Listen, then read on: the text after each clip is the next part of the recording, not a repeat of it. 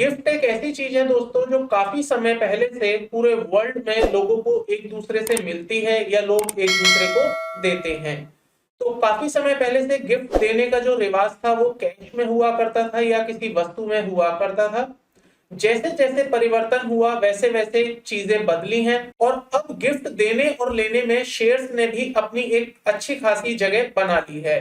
तो अब लोग एक दूसरे को शेयर्स एंड सिक्योरिटीज गिफ्ट किया करते हैं, एक दूसरे से शेयर्स एंड सिक्योरिटी गिफ्ट लिया करते हैं। तो ऐसे में जब लोग एक दूसरे को शेयर्स एंड सिक्योरिटीज गिफ्ट दे रहे हैं, ले रहे हैं, तो आप लोगों के लिए ये जानना भी जरूरी हो जाता है कि इसका टैक्स इम्प्लीकेशन आपके ऊपर किस तरह से आने वाला है। इस वीडियो में दोस्तों मैं आपको बताने वाला हूं tax implication on the gifting of shares. तो अगर आप किसी को गिफ्ट कर रहे हैं या अगर आप किसी से गिफ्ट ले रहे हैं शेयर्स एंड सिक्योरिटीज, तो आपके ऊपर क्या टैक्स इम्प्लीकेशन रहने वाला है, डोनर के ऊपर किस तरह से टैक्स लगने वाला है, डोनी के ऊपर किस तरह से टैक्स लगने वाला है, ये सारी बातें आज की इस वीडियो में मैं आपको बताने वाला हूं। दोस्तों वीडियो को आप पूरा देखिएगा ताकि आपको एक एक पॉइंट अच्छे से समझ आ पाए कि अक्सर गिफ्ट के केस में जब शेयर्स एंड सिक्योरिटीज का गिफ्ट किया जाता है तो वहां पर टैक्सेशन किस तरह से एप्लीकेबल होता है। आगे बढ़ने से पहले दोस्तों आपसे एक अपील करना चाहूंगा, अगर आप मेरे इस चैनल पर नए हैं और आपने अभी तक चैनल सब्सक्राइब नहीं किया है तो प्लीज चैनल को सब्सक्राइब कर लीजिएगा, साथ में बेल आइकन को भी प्रेस कर दीजिएगा ताकि आपको मेरे द्वारा लाई गई लेटेस्ट वीडियोस की नोटिफिकेशंस मिलती रहे। मैं अक्सर इसी तरह की नॉलेजेबल एंड इंफॉर्मेटिव वीडियोस आपके लिए लेके आता रहता हूं। तो चलिए आज की इस वीडियो को करते हैं स्टार्ट। बात करते हैं tax implications on the gifting of shares and securities. तो दोस्तों सबसे पहले बात कर लेते हैं tax implications on the gifting in shares and security में कि अक्सर ये गिफ्ट का मतलब क्या होता है। तो देखिए गिफ्ट का मतलब सिंपल सा है, जब आपको कोई वस्तु उपहार बतौर मिलती है जिसके लिए आपको कुछ पे नहीं करना पड़ता है या आपको पे तो करना पड़ता है लेकिन उतना अमाउंट आपको पे नहीं करना पड़ता जितनी उसकी वैल्यू है। तो फॉर एग्जांपल अगर मैं आपसे बात करूं, मैंने आपको एक शेयर दिया एब्सोल्युटली फ्री ऑफ कॉस्ट, तो वो आपके लिए कहलाएगा विदाउट एनी कंसिडरेशन। लेकिन अगर मैं वही 100 रुपए वाला शेयर आपको 10 रुपए में दे दूं या कम प्राइस में दे दूं तो वो भी आपके लिए गिफ्ट कहलाएगा, बिकॉज मैंने आपसे यहाँ पर इनएडिक्वेट कंसिडरेशन के बदले आपको शेयर्स दिए हैं। तो यहाँ पर मैं कह सकता हूं gift means any sum of money, चाहे वो मूवेबल है चाहे इमूवेबल है, जो कि आपको विदाउट एनी कंसिडरेशन मिल रही है या विद इनएडिक्वेट कंसिडरेशन मिल रही है, तो इसको हम कहेंगे गिफ्ट। आइए अब बात कर लेते हैं कि जो डोनर रहेगा, जो कि सेंडर है गिफ्ट को देने वाला, उसके ऊपर टैक्स इंप्लीकेशंस क्या आने वाली हैं। तो यहां पर मैं मेरे डिस्कशन को लिमिटेड रखूंगा केवल और केवल शेयर्स एंड सिक्योरिटीज के केसेस में। हालांकि मैंने गिफ्ट ऑफ अदर असेट्स पर एक ऑलरेडी वीडियो बना रखी है, मैं उस वीडियो का लिंक आपको आई बटन में दे दूंगा ताकि आप उस वीडियो को भी देख पाए। तो आज की इस वीडियो में मैं केवल बात करने वाला हूं gift of the shares and security, उसके ऊपर आपका टैक्स इंप्लीकेशंस क्या रहने वाला है। तो दोस्तों as per section 2 subsection 14 of the income tax, shares and securities को कैपिटल एसेट माना जाता है। इसका मतलब जब इसको कोई ट्रांसफर करता है तो वहां पर कैपिटल गेन अराइज हो जाता है। लेकिन दोस्तों यहां पर इस बात को भी समझना जरूरी है कि एक section 47 of the income tax act ये कहता है कि जब भी आप किसी को कोई shares and securities as a gift कर रहे हैं तो उसको हम ट्रांसफर नहीं मानेंगे। तो जब इस डेफिनेशन के हिसाब से हम देखते हैं तो यहां पर हम कंक्लूड कर सकते हैं कि अगर आपने अपने शेयर्स एंड सिक्योरिटी किसी को बेचे हैं तो वहां पर आपको कैपिटल गेन अराइज हो जाएगा। लेकिन अगर आपने किसी को ये गिफ्ट दिया है तो उस केस में जो डोनर होगा, जो सेंडर होगा, इट मींस जो पर्सन गिफ्ट कर रहा होगा, उसके हाथ में यहां पर कोई भी टैक्स इंप्लीकेशंस नहीं आएगी, बिकॉज यहां पर इसको ट्रांसफर नहीं माना गया है और ऐसे में कैपिटल गेन के भी प्रोविजन एप्लीकेबल नहीं होंगे।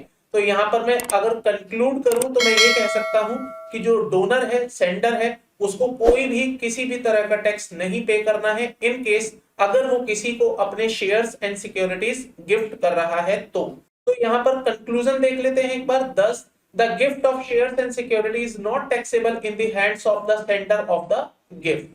आइएगा दोस्तों अब बात कर लेते हैं डोनी के रेस्पेक्ट में कि जो रिसीवर होगा उसके हाथ में किस तरह से यहाँ पर टैक्सेबिलिटी निकल कर आएगी। तो यहां पर मैं आपको सिंपली बताऊं, अगर आपको जो मिलने वाले शेयर्स एंड सिक्योरिटीज की जो वैल्यू है अगर वो 50,000 रुपए से कम है तो उस केस में आपको कोई इनकम टैक्स पे नहीं करना है। मान लीजिए आपको शेयर्स एंड सिक्योरिटीज गिफ्ट में मिले हैं और उसकी जो वैल्यू है वो 45,000 है, 49,000 है या 50,000 से कम है, so don't worry about that, आपको कोई भी इनकम टैक्स पे नहीं करना है उस केस में, because the value is less than 50,000।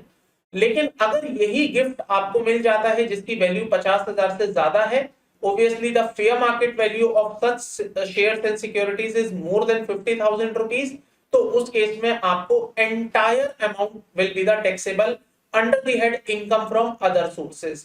तो अगर आपको 50,000 रुपए से ज्यादा का गिफ्ट किसी से मिलता है तो आपको पूरा का पूरा अमाउंट टैक्सेबल करवा दिया जाएगा और इस इनकम पर आपको अदर सोर्सेस के हेड में इनकम टैक्स पे करना पड़ेगा।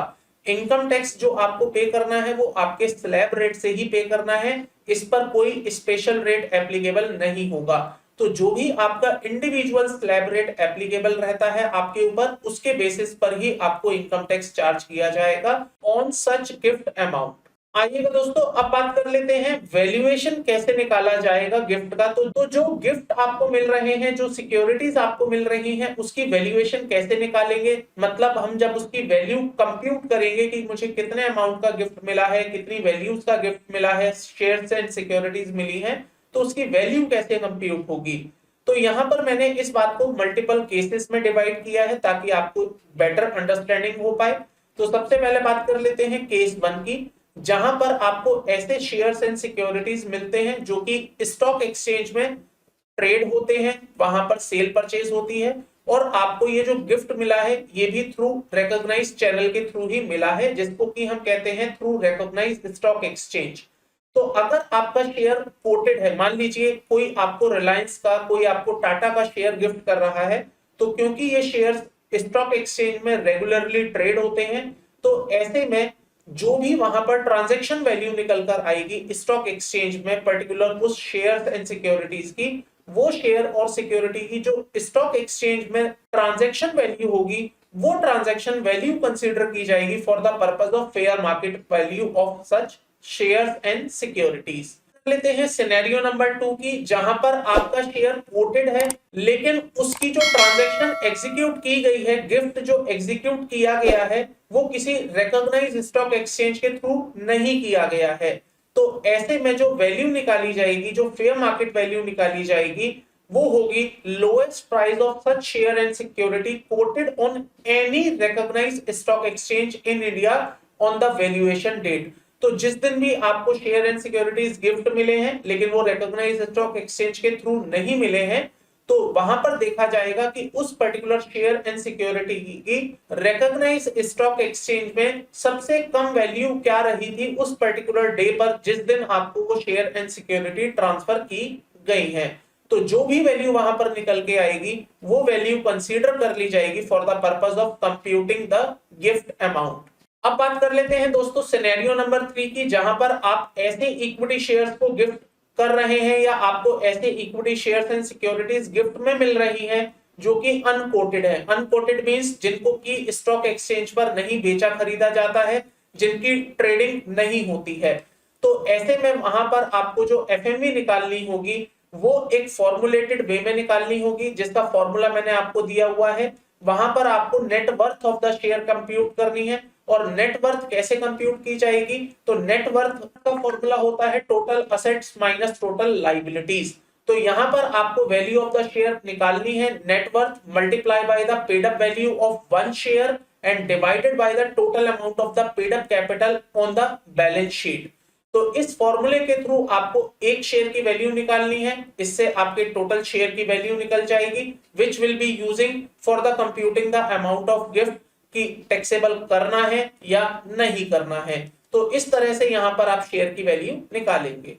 अब बात कर लेते हैं दोस्तों सिनेरियो नंबर 4, जहां पर सिक्योरिटी आपकी कंप्लीटली अनकोटेड है। अनकोटेड शेयर्स जैसे कि मैं कह सकता हूं प्रेफरेंस शेयर्स या एनी अदर सिक्योरिटीज, तो वहां पर आपको जो फेयर मार्केट वैल्यू निकालनी होगी वो बाय द मर्चेंट बैंकर निकालनी होगी and that is at the option of SSC. SSC का ऑप्शन है कि वो मर्चेंट बैंकर के पास जाकर discounted free cash flow method को यूज करवाते हुए अपने शेयर की वैल्यू निकलवा सकता है।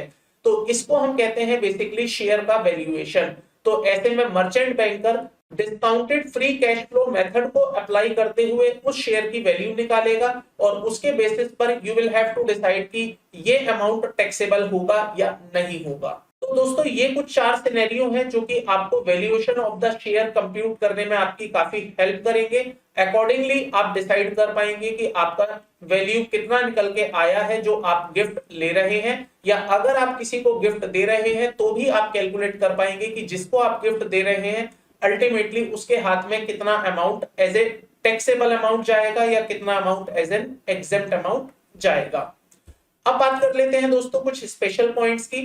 तो यहां पर मैं आपको बता दूं, शेयर्स एंड सिक्योरिटीज अगर आपको गिफ्ट में मिल रही है किसी रिलेटिव से तो कंप्लीटली एग्जेम्प्ट है, आपको एक सिंगल पैसे का भी टैक्स पे नहीं करना है अगर आपको शेयर्स एंड सिक्योरिटीज मिल रही हैं किसी रिलेटिव से, या फिर अगर आपको शेयर्स एंड सिक्योरिटीज मिल रहे हैं on the occasion of your marriage तो भी आपको एक सिंगल रुपी टैक्स पे नहीं करना है, दैट आर कंप्लीटली एग्जेम्प्टेड। या अगर आपको शेयर्स एंड सिक्योरिटी मिल रहे हैं ड्यू टू इनहेरिटेंस या contemplation of the death of the pair तो वहां पर भी आपको कोई टैक्स पे नहीं करना है। इस तरह के शेयर्स एंड सिक्योरिटीज अगर आपको गिफ्ट मिलते हैं, मैं रिपीट कर रहा हूं फिर से, रिलेटिव से मिलता है या on the occasion of marriage मिलता है या आपको इनहेरिटेंस में मिलता है या contemplation of the death of the payer gift मिलता है in form of share and securities, तो आपको कोई इनकम टैक्स पे नहीं करना है, that are completely exempt in the hands of recipient. दोस्तों अब बात कर लेते हैं how to report it into ITR. ITR में आप इसे कैसे दिखाएंगे? तो देखिए जो पर्सन गिफ्ट दे रहा है उसको अपनी आईटीआर में दिखाने की कहीं भी कोई जरूरत नहीं है, क्योंकि जो डोनर है उसके हाथ में ये एप्लीकेशन ऑफ मनी माना जाएगा, उसकी कोई इनकम नहीं है। लेकिन जो गिफ्ट ले रहा है उसके लिए ये इनकम है। अब ये इनकम एग्जेम्प्ट इनकम भी हो सकती है और ये इनकम टैक्सेबल इनकम भी हो सकती है। तो अगर ये एग्जेम्प्ट इनकम है तो आपको अपनी आईटीआर में under the head exempt income इसको रिपोर्ट करना होगा, बिकॉज आईटीआर में जितनी भी आपकी एग्जेम्प्टेड इनकम होती है उसकी रिपोर्टिंग मैंडेटरी होती है। तो आप अपनी आईटीआर में एग्जेम्प्टेड इनकम वाले कॉलम में इसको रिपोर्ट करेंगे कि जितना भी आपको अमाउंट मिला है वो कितना है और कितनी वैल्यू आपकी एग्जेम्प्टेड निकल कर आई है। अगर आपका ये अमाउंट टैक्सेबल है तो आप इसे अपने इनकम फ्रॉम अदर सोर्सेज में टैक्सेबल इनकम के अंडर रिपोर्ट करेंगे और वहां पर जो भी आपका टैक्स बनता होगा वो टैक्स अकॉर्डिंगली आप वहां पर पे करेंगे as per your slab rate. अब बात कर लेते हैं कि अगर आपको कोई शेयर्स एंड सिक्योरिटीज गिफ्ट में मिलते हैं जिसको कि सब्सिक्वेंटली आप सेल कर देते हैं तो आप इसे आईटीआर में कैसे दिखाएंगे? तो देखिए अगर आपको कोई भी शेयर एंड सिक्योरिटी गिफ्ट में मिला and you have sold subsequently तो वहां पर आपको कैपिटल गेन अराइज हो जाएगा और कैपिटल गेन के केस में आपको अपनी income tax return ITR 2 file करनी पड़ेगी और अकॉर्डिंगली वहां पर जो भी आपका कैपिटल गेन हुआ है which may be short term capital gain, which may be long term capital gain, वो आपको वहां पर अकॉर्डिंगली रिपोर्ट करना होगा। तो यहां पर पॉइंट समझने वाला ये है कि आईटीआर 2 फाइल करनी पड़ेगी अगर आप शेयर बेच देते हैं, और अगर आप शेयर को केवल रिसीव कर रहे हैं and you have not sold that share तो आपको अपनी आईटीआर में एग्जेम्प्टेड इनकम या taxable income as the case में भी में डिस्क्लोजर और रिपोर्टिंग डालनी होगी। दोस्तों मेरे पास अक्सर एक सवाल आता है कि अगर मुझे गिफ्ट मिला है या अगर मैंने किसी को गिफ्ट दिया है तो क्या वहां पर गिफ्ट डीड बनाना या गिफ्ट डीड एग्जीक्यूट करना मैंडेटरी है? मैं बार बार इस चीज पर एम्फेसाइज करता हूं और मैं अपने क्लाइंट्स को भी यही सजेशन देता हूं कि गिफ्ट डीड बनाना मैंडेटरी नहीं है बट रिकमेंडेटरी है। देखिए जब इनकम टैक्स डिपार्टमेंट में केसेस लगते हैं, असेसमेंट होता है, तो उस समय पर आपकी ट्रांजैक्शंस जेन्युइन है या नहीं ये इस बात पर डिपेंड करता है कि आपने डॉक्यूमेंटेशन पूरा किया है या नहीं। तो अगर आप किसी को गिफ्ट दे रहे हैं या अगर आप किसी से गिफ्ट ले रहे हैं तो जरूरी नहीं है आप गिफ्ट डीड बनाएं, बट मैं आपको सलाह दूंगा कि आप गिफ्ट डीड बना के रखिएगा ताकि कल को जब असेसमेंट पे असेसिंग ऑफिसर आपसे जवाब पूछे, क्वेश्चन पूछे, तो वहां पर आप अपने पॉइंट्स को जस्टिफाई कर पाएं और वहां पर आप डॉक्यूमेंटेशंस के बेसिस पर ये बात प्रूव कर पाएं कि ये जो मैंने अमाउंट लिया था, ये जो मेरे को शेयर्स एंड सिक्योरिटीज मिली थी, that was by way of a gift only. तो उस चीज को प्रूव करने के लिए मैं आपको सलाह दूंगा कि आप जब भी गिफ्ट लें या गिफ्ट दें तो साथ में गिफ्ट डीड को एग्जीक्यूट जरूर कर लीजिएगा। So documentation is always advisable for any scrutiny to justify the transaction, to justify the genuineness of the transaction. तो इसके लिए आप गिफ्ट डीड जरूर जरूर जरूर बनाएं। तो दोस्तों मेरी तरफ से tax implication in case of gifting of shares and securities में इतना ही था। आई होप आपको ये वीडियो पसंद आई होगी। अगर आपको ये वीडियो पसंद आई है तो प्लीज वीडियो को लाइक कर दीजिएगा, चैनल को सब्सक्राइब कर लीजिएगा, साथ में बेल आइकन को जरूर प्रेस कर दीजिएगा ताकि आपको मेरे द्वारा लाई गई लेटेस्ट वीडियोस की नोटिफिकेशंस मिलती रहे। मैं अक्सर इसी तरह की वीडियोस आपके लिए लेके आता रहता हूं। तो आज की इस वीडियो में केवल इतना ही रखते हैं दोस्तों। मिलता हूं आपके साथ नेक्स्ट वीडियो में नेक्स्ट टॉपिक के साथ। Till then thank you, bye bye.